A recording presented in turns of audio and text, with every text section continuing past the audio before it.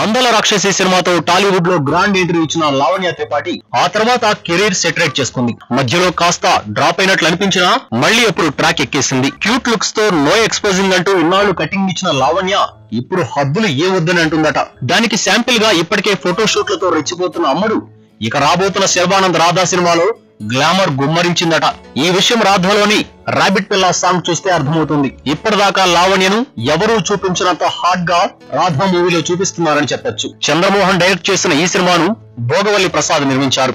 ఈ రోజు ప్రేక్షకుల ముందుకు వచ్చిన ఈ సినిమాలో లావణ్య త్రిపాఠి స్పెషల్ అట్రాక్షన్ గా నిలుస్తుందట. అమ్మడి మీద ఫుల్ ఫోకస్ పెట్టి ఆమెకు హాట్ ఇమేజ్ తీసుకొచ్చే ప్రయత్నంలో దర్శకుడు సక్సెస్ అయ్యారని అంటున్నారు. రొమాంటిక్ కామెడీ ఎంటర్టైనర్ గా రాబోతున్న రాధా లావణ్యకు ఎలాంటి హిట్ ఇస్తుందో చూడాలి.